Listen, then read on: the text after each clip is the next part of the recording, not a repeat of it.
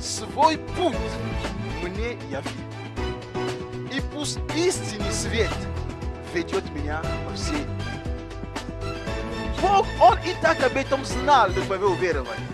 Nous voulons maintenant vous présenter Jésus-Christ. Représenté ce matin par son serviteur Charles Ferra. Il vient du Canada. C'est un homme bien. Dans la semaine, il nous a parlé sur le rêve, comment on menait le rêve, du rêve à l'entreprise. On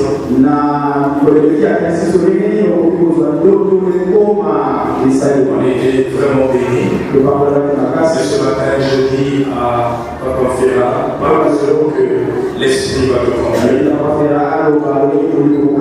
Mais le peuple de Dieu. Amen. Et pour nous qui s'approchons à le Seigneur.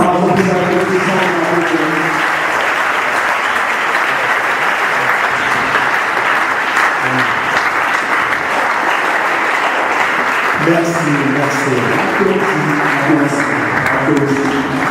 Ça me suit de plaît d'autres personnes de ma part. Et sans quoi qu'il n'a pas de mal de ça que vous êtes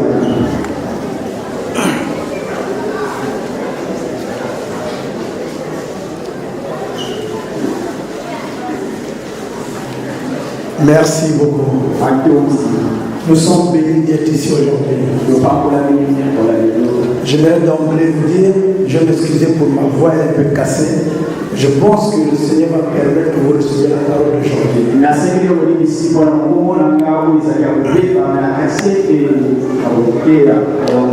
Alors, je suis venu de Montréal.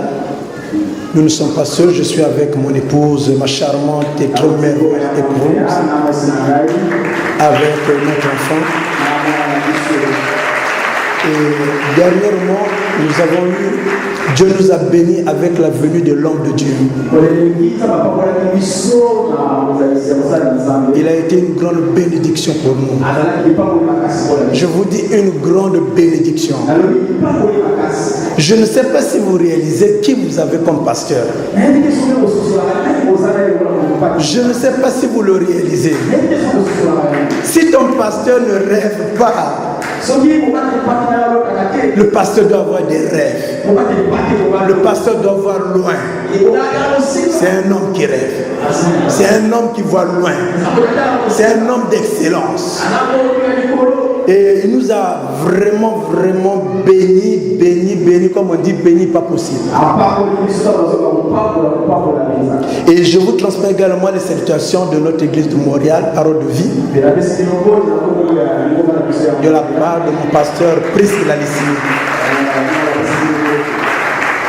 Alléluia.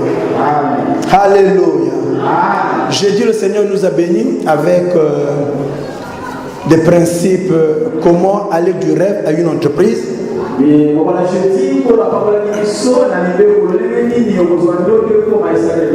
Ce matin, j'aimerais partager avec vous,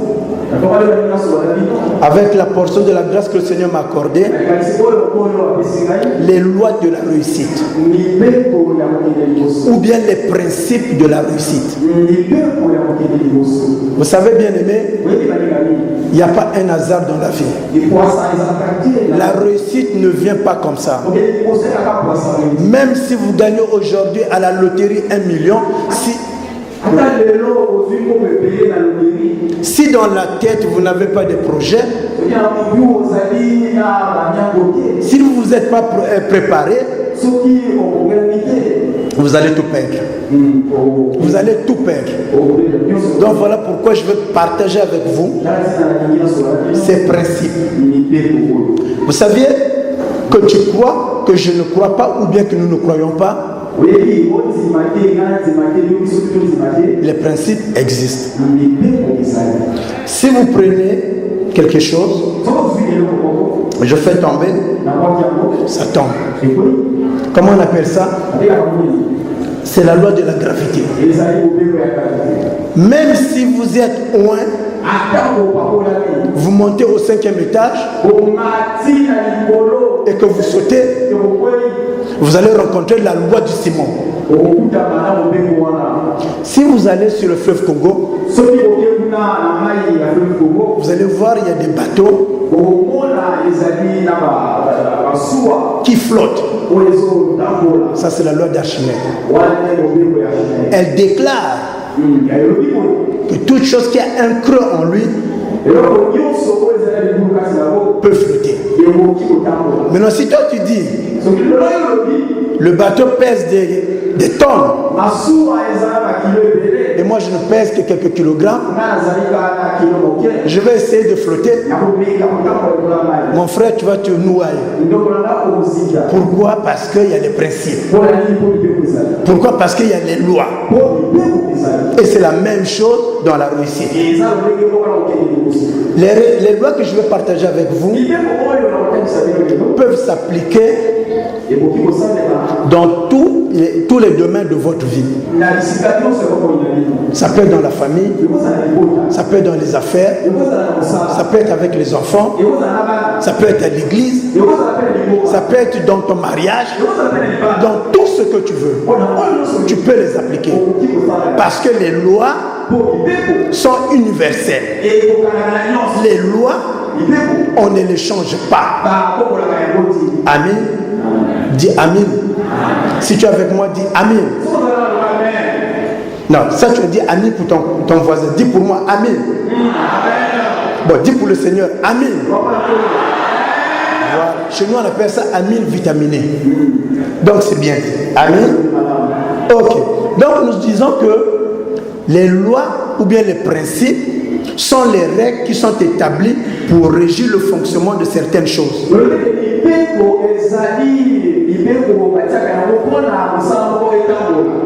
Donc, pour que les choses fonctionnent correctement,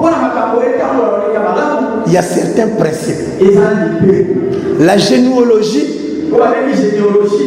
qui est la science de ceux qui sont souvent à genoux, qui prient, c'est une bonne science. Mais sans les principes de Dieu, même si tu pries, tu risques de ne pas avoir ta percée. Amen. Dis Amen. Amen. C'est bien beau de prier, mais il faut appliquer les principes du Seigneur. Donc, nous allons parler de ces principes. Il y a beaucoup de principes, mais j'en ai pris quelques-unes. La Bible déclare dans Osée 4:3,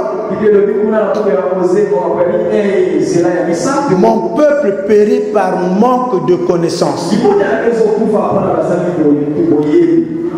La Bible ne dit pas que mon peuple périt parce qu'il ne prie pas. Mon peuple périt par manque de connaissance. Ça veut dire que l'ignorance peut t'amener à la mort. Ça veut dire que si tu es ignorant, tu peux ne pas recevoir ta percée. Amen. Amen. Ça veut dire que si tu n'as pas reçu la connaissance dans un certain domaine, tu ne pourrais pas avoir la percée. Si vous avez remarqué, il y a des endroits quand vous allez,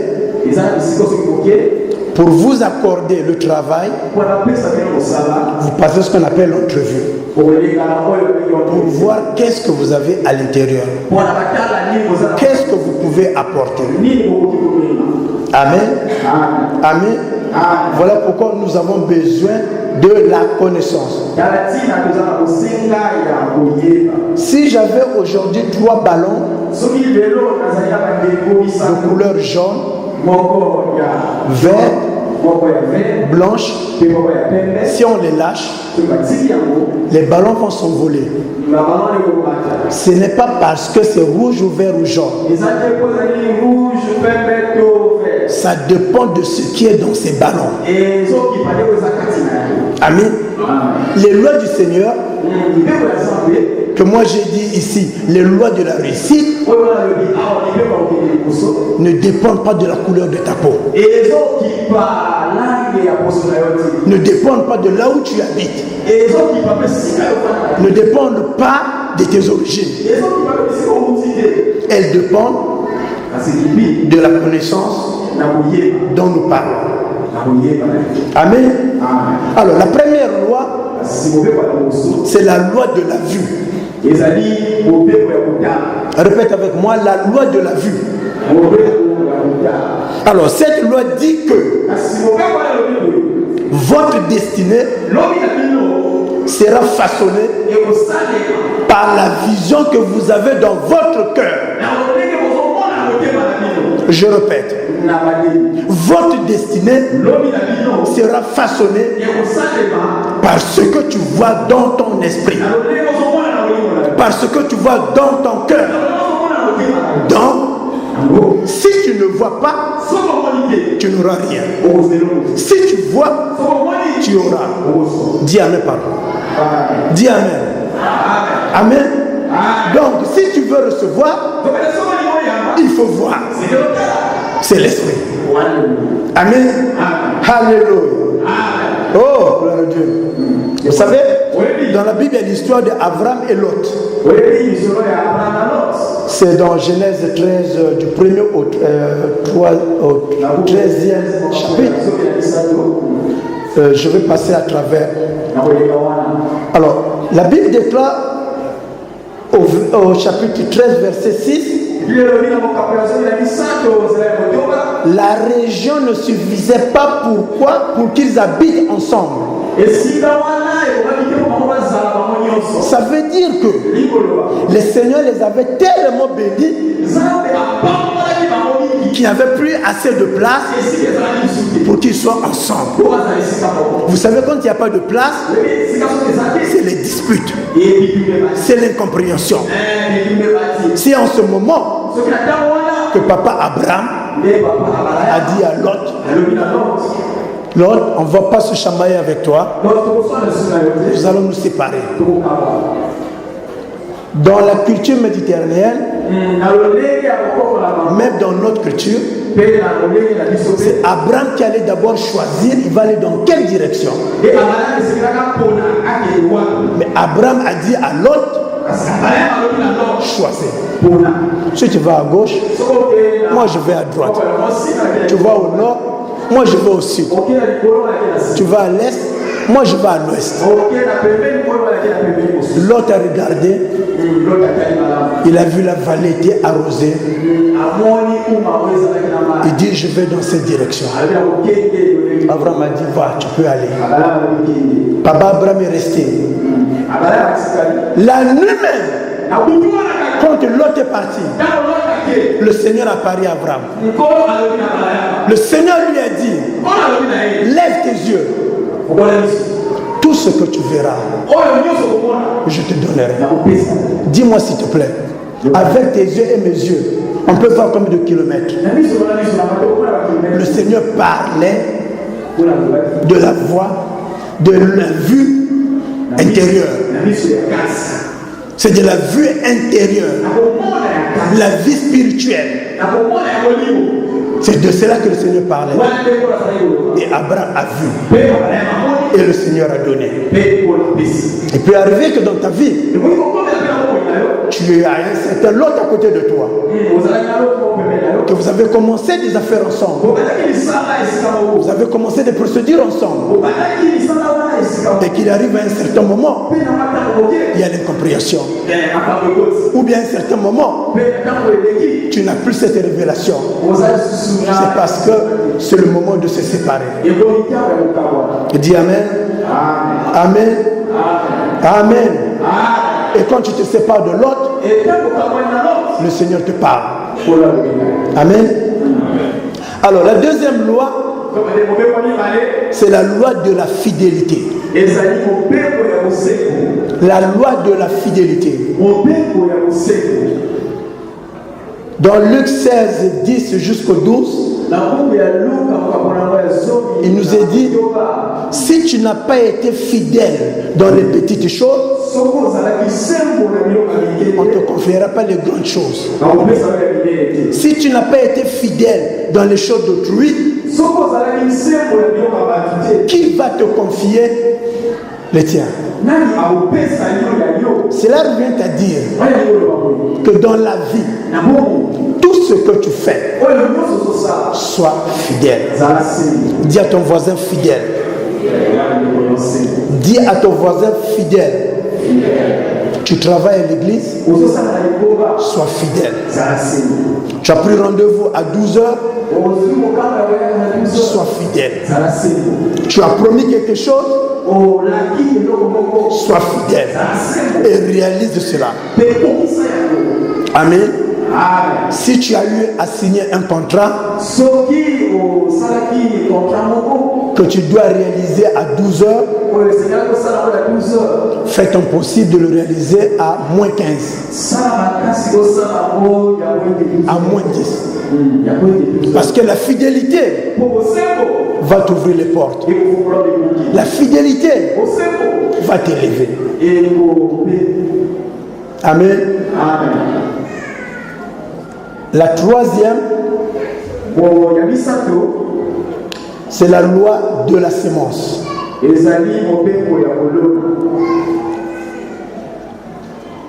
La Bible déclare dans le livre de la Genèse, chapitre 8, verset 22, tant que la terre et le ciel existera, la loi de la sémence et de la moisson ne cesseront jamais. Ça veut dire que si tu sèmes, tu vas récolter. Cette loi de la sémence et de la récolte a des sous-principes. Le premier sous-principe est que ce que tu sèmes est toujours plus petit que ce que tu récoltes. Vous me suivez? Ce que tu sèmes est toujours plus petit que ce que tu vas récolter.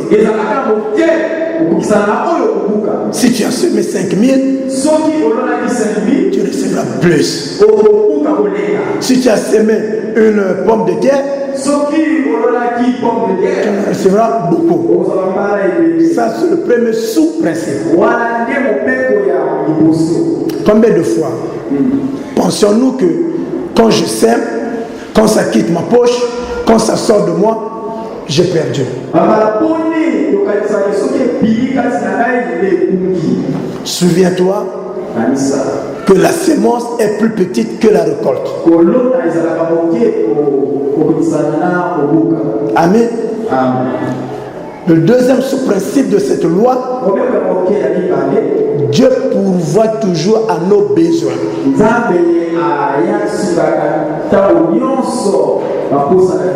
Dans Philippiens 4, 1, Dieu s'occupe toujours de nous. Il pourvoit toujours à nos besoins. Amen. Dans le livre de la Genèse, il y a une situation là où Isaac était dans une situation là où il y avait la famine. La Bible dit cette famine était une grande famine. Et Isaac, comme un bon Congolais ou bien un bon, je ne sais pas comment le dire, il s'est dit, il faudrait que j'aille dans une autre terre pour chercher à manger. Le Seigneur lui a dit, non, ne va pas. Sème dans cette terre-là. La même terre là où tu es là. Il peut arriver que tu es ici. Tu es dans la même situation. Tu te poses la question. J'en ai un tout petit peu. Il n'y a plus rien. Peut-être c'est mieux de l'autre côté. Peut-être c'est mieux de sauter. Mais j'aimerais te dire, le Seigneur te dit, sème là où tu es. Serre là où tu es. Continue à bénir là où tu es. Ne va pas loin. Fais là où tu es. Amen. Amen. Et C'est la loi de la sémence. Elle active votre foi et votre attente. Et finit par donner la loi de l'objectif.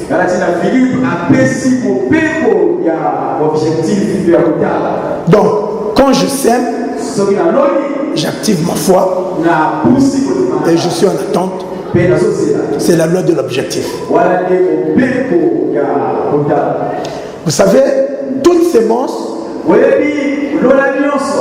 contient toujours une instruction invisible.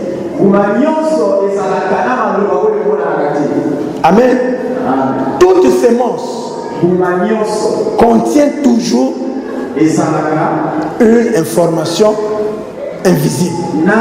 Je m'explique. Quand vous venez à l'église, ce que moi je pratique souvent dans notre église et dans ma famille, quand nous s'aimons, nous donnons toujours une mission à l'argent que je donne. Je prépare mon offrande à la maison. Je dis que cette offrande sort de ma poche. Elle sort de ma famille. Elle va revenir multiplier santé, les clients, les affaires. Je pars à ma sémence. Je donne une mission. Je ne dépose pas seulement. Et quand je sème, j'attends que le Seigneur réagisse. Imaginez-vous que vous êtes fermier et que vous semez, vous n'attendez pas. Quel est ce fermier qui va le faire?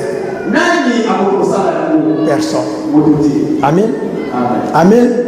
Dis Amen. Moi je t'entends pas. Dis Amen. Amen. C'est la même chose dans la famille. Ta femme, ton mari sème de l'amour. Sème de l'amour.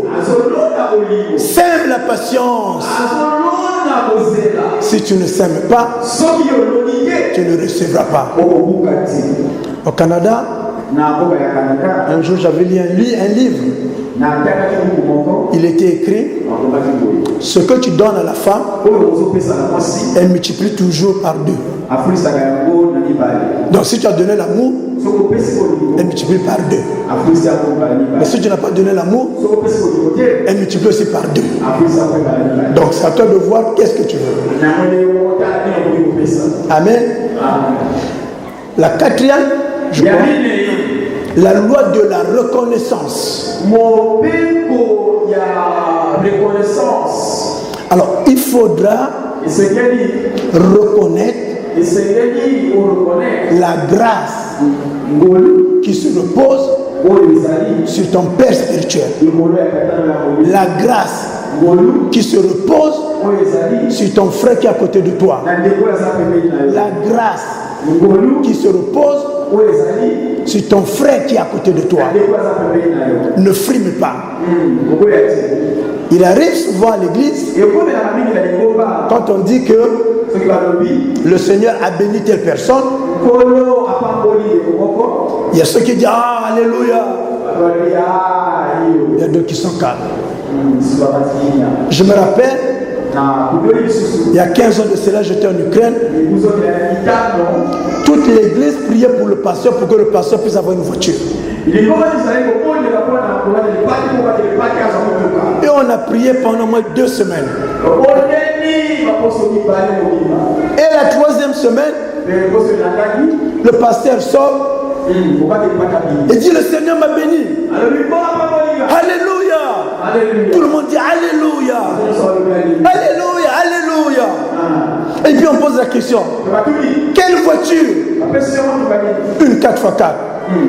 C'est comme si toute l'église était calme.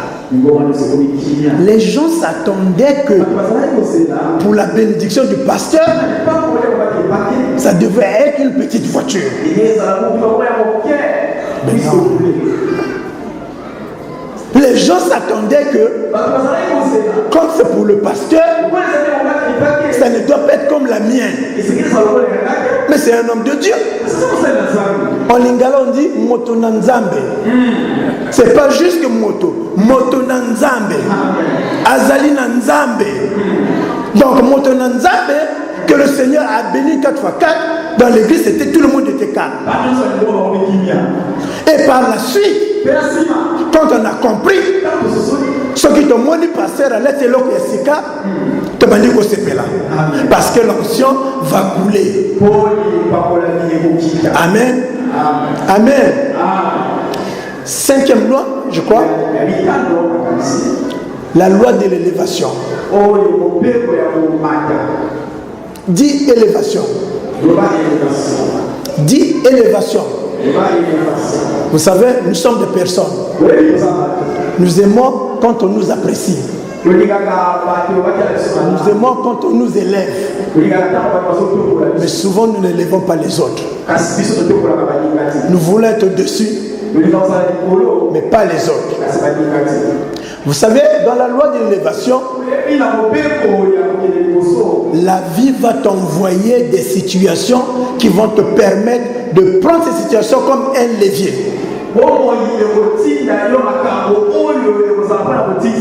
Il y aura des difficultés par lesquelles tu vas passer qui vont te permettre d'accéder à un autre niveau. Dis Amen. Dis Amen. S'il n'y a pas la difficulté, comment tu vas chercher le Seigneur? Comment tu vas te mettre le matin à 4 h du matin prier? Comment tu vas chercher dans la Bible? N'est-ce pas? S'il n'y a pas la difficulté, comment tu vas chercher des solutions?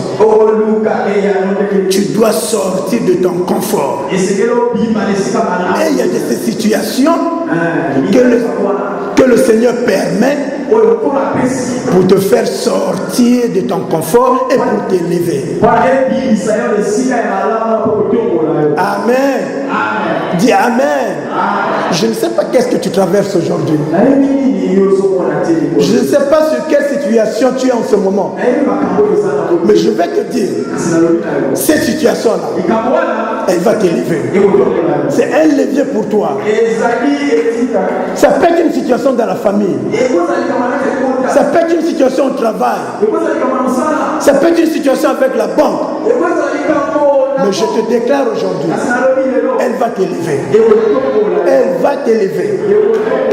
Amen.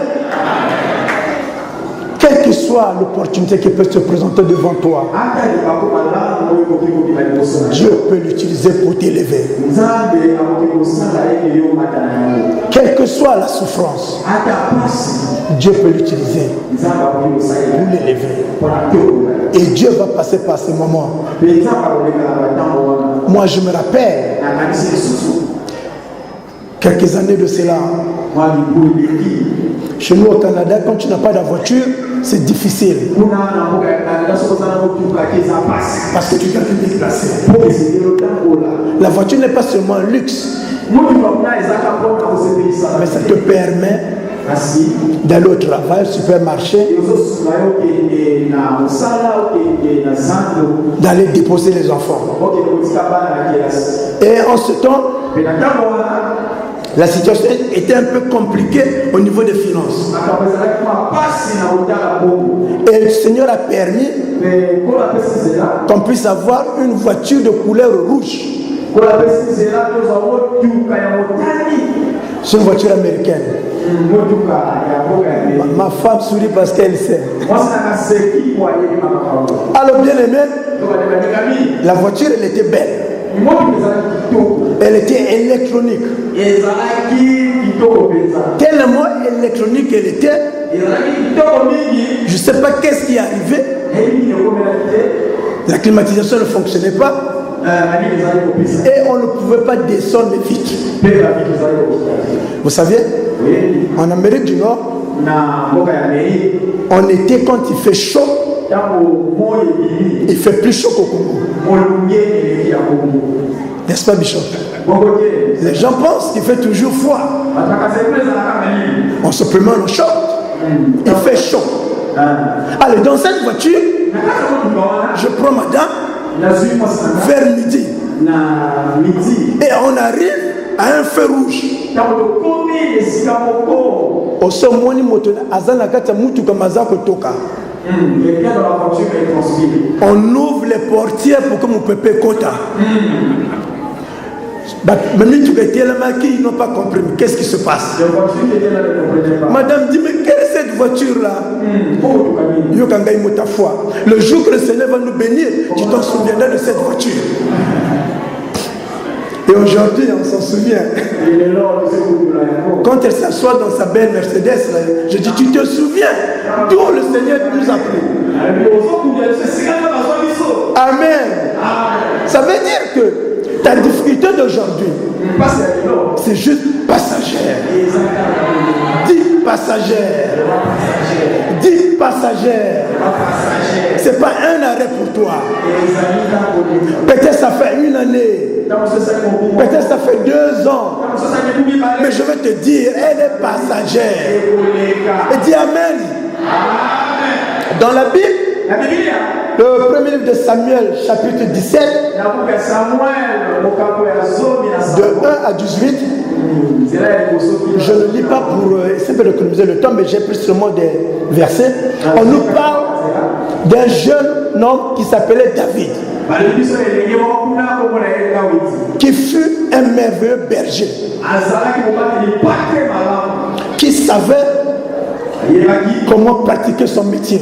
Vous savez, David s'occupait très bien de ses brebis, des moutons.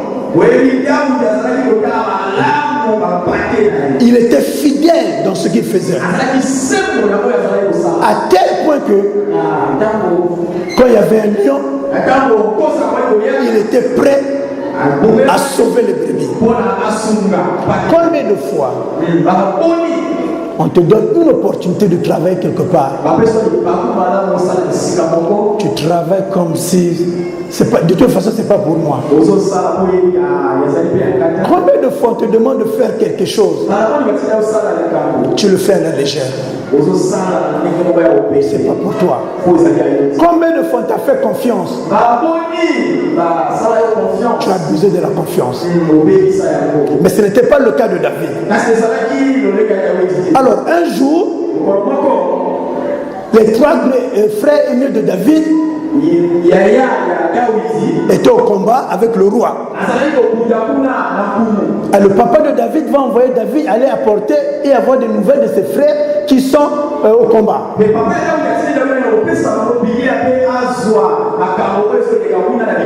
Alors David arrive au camp, il voit l'armée de son roi. Et il y avait un Philistin qui s'appelait Goliath. Et Goliath menaçait toute l'armée. Tout le monde avait peur. David dit quoi? C'est qui ça, cela? Ta situation qui est ton Goliath aujourd'hui. Sais-tu qu'elle est devant toi pour t'élever? S'il n'y avait pas Goliath, comment le peuple allait connaître David? S'il n'y avait pas Goliath, comment il allait être le gendre du roi? Amen. Goliath était un levier pour David. Par Goliath, on a connu David tel qu'on le connaît par la suite. Amen. Je vais te dire aujourd'hui, ton Goliath là, je ne sais pas c'est quoi ton Goliath. Je ne sais pas c'est quoi ta difficulté. Laisse-moi te dire, si les ennemis parlent, c'est pour t'ouvrir au monde. Si aujourd'hui les gens parlent de toi, ils font ta publicité. Dis Amen. Alléluia. Le 7e principe, le principe de la survie. Le principe de la survie. Peux-tu répéter avec moi le principe de la survie? Le principe de la survie. Ce principe déclare: la vision est le fondement de la vie. Donc, si tu n'as pas de vision, tu es une personne perdue. J'aime faire remarquer aux frères et aux sœurs, si vous avez remarqué autour de vous, il y a parfois des gens qui se promènent sans programme. Alamuki na tongo, ayeka kaboye, bozoki na wenze ye pas landibino, bozoki na mungali ye pas landibino. Il est dangereux. On les appelle vagabonds. Tu dois avoir un programme. Je fais quoi aujourd'hui? Comment je vais utiliser mon temps? Amen. Amen. Ta vision, c'est ton futur. Ta vision, c'est ta destinée. Tu sais, la vision, c'est comme un GPS. Il te permet de voir au-delà.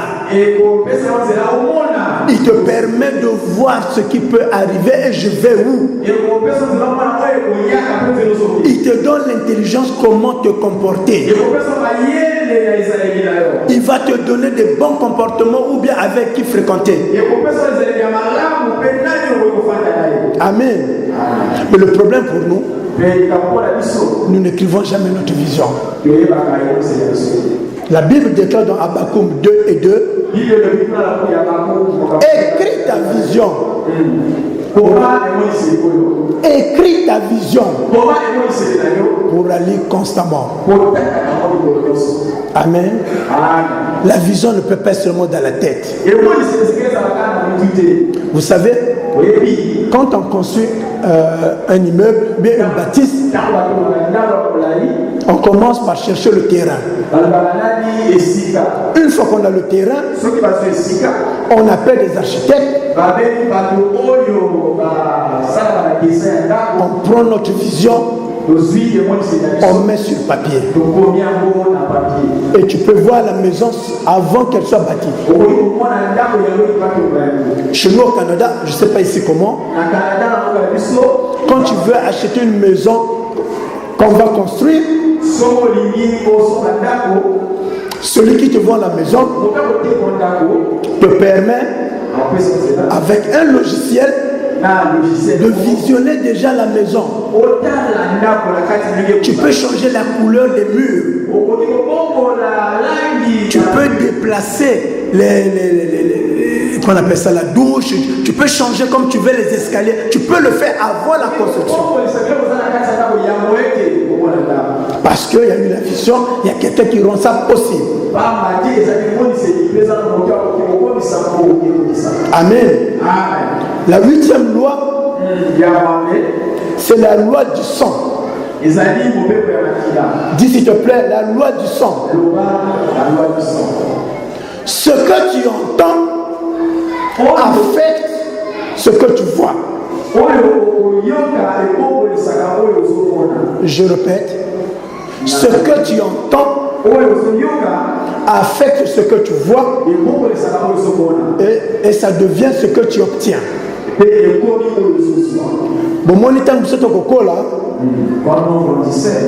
On était toujours à côté des grands qui revenaient à Poto. On écoutait toujours ma conversation là Bango. On nourrissait ce qu'on avait en nous. Et c'est ce qui a permis d'affermir la vision que tu avais en toi. Si tu es dans le monde des affaires, tu dois être avec les gens qui sont aussi dans les affaires. Si tu veux te démarquer dans les affaires, tu dois fréquenter ceux qui ont du succès.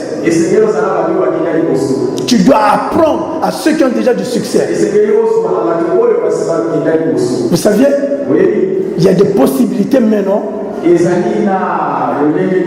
d'éviter beaucoup d'erreurs.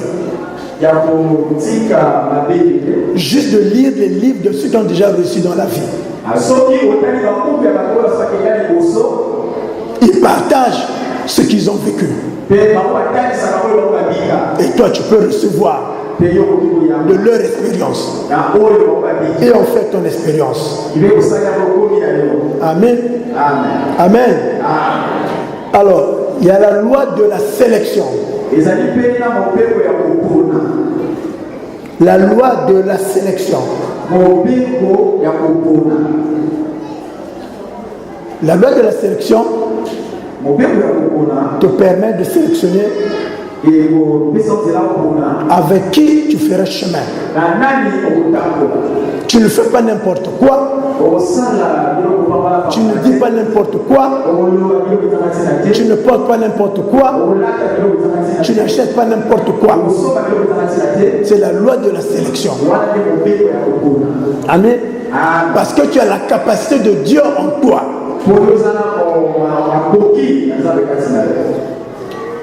Et nous avons la loi de la reproduction.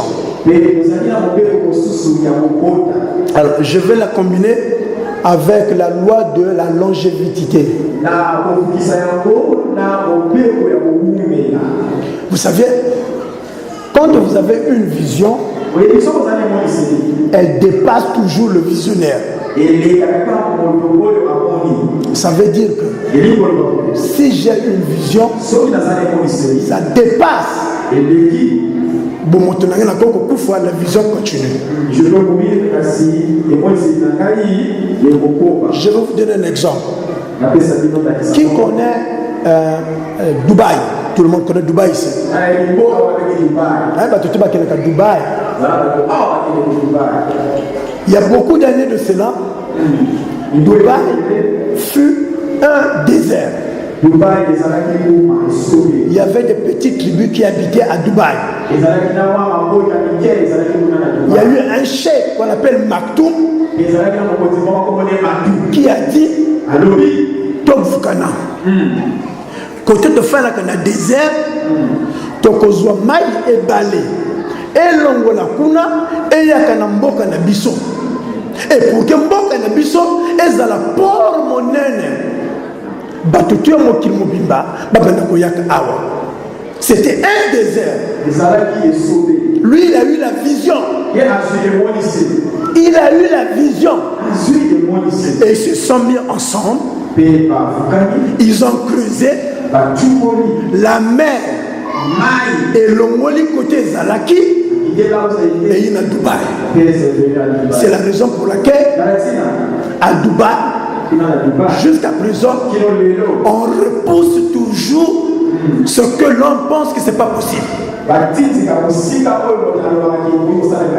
À Dubaï, tout ce qu'ils font, c'est toujours grandiose.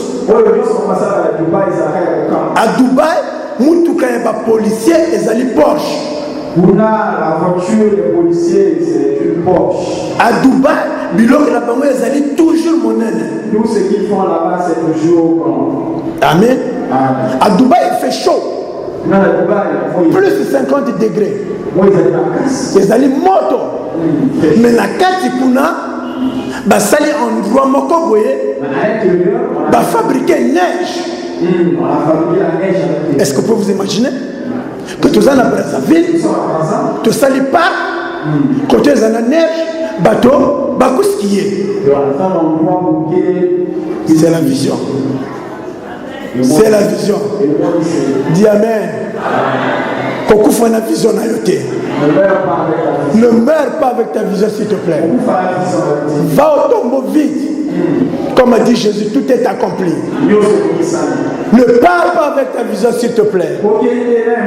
Nous avons dit ici, jeudi, je crois, que la vision que tu portes, c'est la personne d'une personne. Est-ce que tu savais que Dubaï que tu admires aujourd'hui, c'était la vision de Cheikh Maktoum? Est-ce que tu savais les choses que tu vois aujourd'hui à Dubaï, les plus grands bateaux du monde, un centre international de commerce, fut un désert. Est-ce que tu peux te le représenter? Tu ne peux pas. Parce que quand tu viens, on a construit. Est-ce que tu peux te représenter que cet endroit, avant la construction, les arrêts caca terrain. C'est la vision qui s'est réalisée. Dis Amen.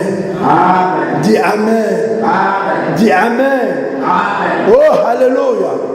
Un visionnaire, c'est celui qui aide les autres à s'élever. C'est lui un visionnaire. Un visionnaire, c'est celui qui coach les autres. C'est celui qui transmet la vision. C'est celui qui peut reconnaître en une autre personne une vision. Il peut te dire, mon frère, je sens que tu peux. Je sens que tu peux commencer. Vous savez, quand je suis arrivé au Canada, je travaillais. Après, bon, le Seigneur m'a permis d'avoir un très bon emploi. Dans une grande compagnie qu'on appelle Bell Canada, j'étais directeur. Et j'avais une entreprise dans l'entreprise.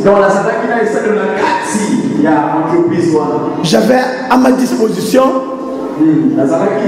37 employés. Batata. Il y avait des Français, il y avait tout le monde. Et tout était bon. À un certain moment, le Seigneur m'a dit, tu dois quitter. J'ai dit à ma femme, madame, je vais laisser cet emploi. Madame dit, comment tu vas laisser? Comment on va vivre? Dieu bon. Alléluia. J'ai fini mes cours de droit. Un jour, je partais faire le dernier examen. Je dis à ma femme, prie pour moi. Elle me dit, vas-y, j'ai prié, tu seras béni et je sais que tu vas passer cet examen. Et ça n'a pas mal à moi. Je suis parti et j'ai gagné.